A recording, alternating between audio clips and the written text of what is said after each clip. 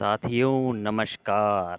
साथियों, आज के वीडियो में हम जानेंगे कि म्यूचुअल फ़ंड क्या होता है, म्यूचुअल फ़ंड कितने प्रकार के होते हैं, म्यूचुअल फ़ंड में इन्वेस्ट कैसे कर सकते हैं, म्यूचुअल फ़ंड लेने से क्या फ़ायदे हैं और म्यूचुअल फ़ंड में इन्वेस्ट कितने समय के लिए कर सकते हैं। चलिए सबसे पहले ये जान लेते हैं कि म्यूचुअल फ़ंड क्या है। म्यूचुअल फ़ंड एक ऐसा फ़ंड होता है जिसमें बहुत सारे इन्वेस्टर्स होते हैं। सभी लोगों का फ़ंड इकट्ठा करके इसे अच्छे से अच्छे जगह पर इन्वेस्ट किया जाता है ताकि अधिक से अधिक प्रॉफिट हो सके। लोगों के फ़ंड को इन्वेस्ट करने का काम फ़ंड मैनेजर्स करते हैं। फ़ंड मैनेजर्स इस रकम को शेयर बाज़ार में, शासकीय बॉन्ड में, गोल्ड में या दूसरी सिक्योरिटीज़ में लगाते हैं।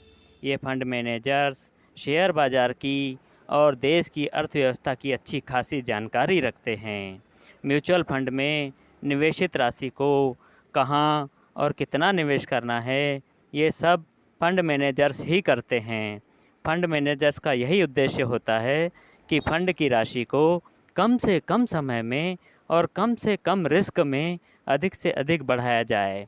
इस फ़ंड से कमाई गई राशि में से अपने खर्चे काटकर इन्वेस्टर्स को डिविडेंड के रूप में बाँट दी जाती है या हमारे द्वारा फ़ंड क्लोज़ करने पर दी जाती है। म्यूचुअल फ़ंड दो तरीके से लिए जा सकते हैं, जिसमें से पहला है ओपन एंडेड फंड और दूसरा है close ended fund. Open ended fund का मतलब है कि आप इस फंड में कभी भी फंड डाल सकते हैं और जब चाहें अपनी राशि को निकाल सकते हैं। और क्लोज एंडेड फंड का मतलब है किसी भी एक निश्चित समय पश्चात या मैच्योरिटी के पश्चात ही आप अपनी राशि को निकाल सकते हैं। साथियों, म्यूचुअल फ़ंड तीन प्रकार के होते हैं।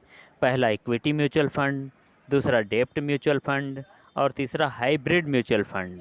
इक्विटी म्यूचुअल फ़ंड का मतलब है आपकी धनराशि को शेयर मार्केट में लगाया जाएगा। इस फंड में हाई रिस्क हाई गेन रहता है, मतलब शेयर मार्केट में इन्वेस्ट करने के कारण अधिक रिस्क और अधिक फ़ायदा भी होता है। डेब्ट म्यूचुअल फ़ंड का मतलब है आपकी धनराशि को शासकीय बॉन्ड और ट्रेजरी बिलों में लगाया जाता है। इस फंड में लो रिस्क लो गेन रहता है, मतलब इसमें कम रिस्क और कम फ़ायदा होता है। हाइब्रिड म्यूचुअल फंड में आपकी धनराशि का कुछ भाग शेयर मार्केट में और कुछ भाग शासकीय बॉन्ड में लगाया जाता है। इस फंड में मीडियम रिस्क मीडियम गेन रहता है, मतलब इसकी रिस्क और फ़ायदा इक्विटी म्यूचुअल फंड से कम और डेब्ट म्यूचुअल फंड से ज़्यादा रहता है। इक्विटी म्यूचुअल फंड में धनराशि को अलग अलग कैटेगरी में डाला जाता है, जिसमें पहला है स्मॉल कैप फंड, दूसरा है मिड कैप फंड और तीसरा है large cap fund.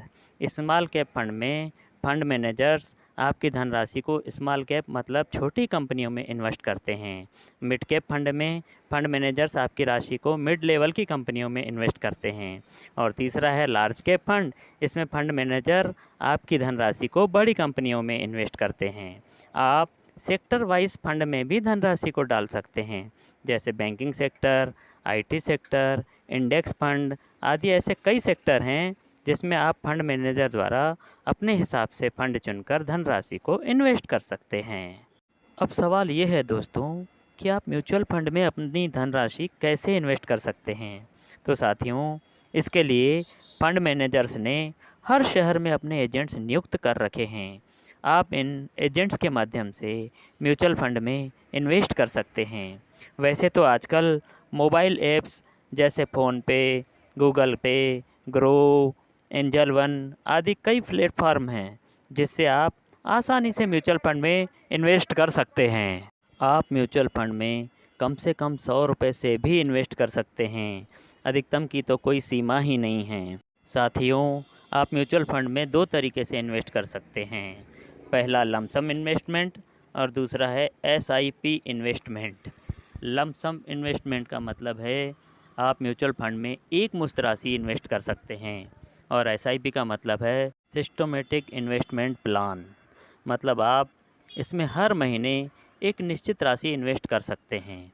Mutual fund में हर फंड की एक एनएवी रहती है। आसान भाषा में समझा जाए तो किसी भी म्यूचुअल फंड के 1 यूनिट की कीमत को ही एनएवी कहा जाता है। एनएवी के आधार पर ही हमें म्यूचुअल फंड्स लेना होता है। अब हम ये जान लेते हैं कि लमसम इन्वेस्टमेंट ज़्यादा सही है या एसआईपी इन्वेस्टमेंट। तो साथियों, इस टॉपिक पे हर व्यक्ति की राय अलग अलग रहती है। मेरे हिसाब से तो एसआईपी इन्वेस्टमेंट ज़्यादा सही है। मेरा ये मानना है कि एसआईपी इन्वेस्टमेंट में थोड़ी थोड़ी धनराशि इन्वेस्ट करने के कारण यह इन्वेस्टमेंट आसान हो जाता है। आप थोड़ी थोड़ी राशि करके काफ़ी धनराशि इसमें इन्वेस्ट कर सकते हैं, जबकि लमसम में मौजूदा समय में आपके पास जितनी धनराशि उपलब्ध रहती है आप उतना ही इन्वेस्ट कर सकते हैं। और दूसरा फ़ायदा ये है कि हर माह राशि इन्वेस्टमेंट करने के कारण अलग अलग एनएवी में राशि जमा होती है, जिससे आपकी धनराशि एक एवरेज एनएवी में इन्वेस्ट होती है।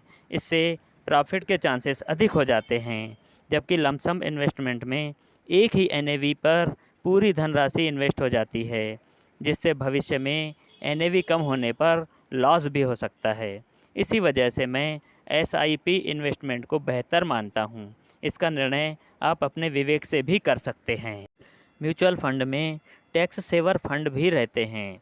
यदि आपको टैक्स में बचत करनी हो तो आप टैक्स सेवर फंड्स में भी इन्वेस्ट कर सकते हैं। टैक्स सेवर फंड्स में आपकी धनराशि 3 वर्ष के लिए लॉक हो जाती है। मतलब टैक्स सेवर फंड में धनराशि इन्वेस्ट करने पर आप 3 वर्ष तक धनराशि को निकाल नहीं सकते। टैक्स सेवर फंड को ELSS फंड भी कहते हैं। साथियों, अब हम ये जान लेते हैं कि हमें म्यूचुअल फंड से क्या फ़ायदे हैं। साथियों, हम इसमें अपनी धनराशि इन्वेस्ट कर बिना अधिक जानकारी के अच्छी कंपनियों में इन्वेस्ट कर सकते हैं, क्योंकि म्यूचुअल फंड के फंड मैनेजर्स वेल क्वालिफाइड रहते हैं। उन्हें मार्केट की समझ आम इन्वेस्टर्स से अधिक रहती है। फंड मैनेजर्स हमारी धनराशि को अच्छे से अच्छी कंपनी में इन्वेस्ट करते हैं, ताकि हमें हमारे इन्वेस्टमेंट पर ज़्यादा से ज़्यादा प्रॉफिट मिल सके। म्यूचुअल फंड में अगर हम लंबे समय तक इन्वेस्ट करते हैं तो हमें अच्छे रिटर्न्स भी मिलते हैं। अधिकांशतः तो ये रिटर्न्स बैंकों में मिल रहे ब्याज से काफ़ी अधिक रहते हैं। इसी वजह से आजकल लोग म्यूचुअल फंड में इन्वेस्ट अधिक करने लगे हैं। हालांकि म्यूचुअल फंड में इन्वेस्टमेंट जोखिमों से भरा भी रहता है, क्योंकि शेयर मार्केट कभी भी कम या ज़्यादा हो जाता है, जिससे हमारे म्यूचुअल फंड के निवेश में भी रिस्क तो रहती ही है। कृपया कोई भी इन्वेस्टमेंट करने से पहले इन बातों को अवश्य समझ लेवें। अपनी समझदारी से ही इसमें इन्वेस्ट करें या अपने एजुकेशनल एडवाइज़र की सलाह अवश्य ले लेवें। साथियों, म्यूचुअल फंड से संबंधित सभी ज़रूरी जानकारियों को हमने इस वीडियो के माध्यम से समझाने का प्रयत्न किया है। यदि आपको कुछ समझ में नहीं आया हो तो आप कमेंट बॉक्स में लिखकर पूछ सकते हैं। यदि आपको वीडियो पसंद आया हो तो प्लीज़ इसे लाइक और अपने चहेतों को शेयर अवश्य करें।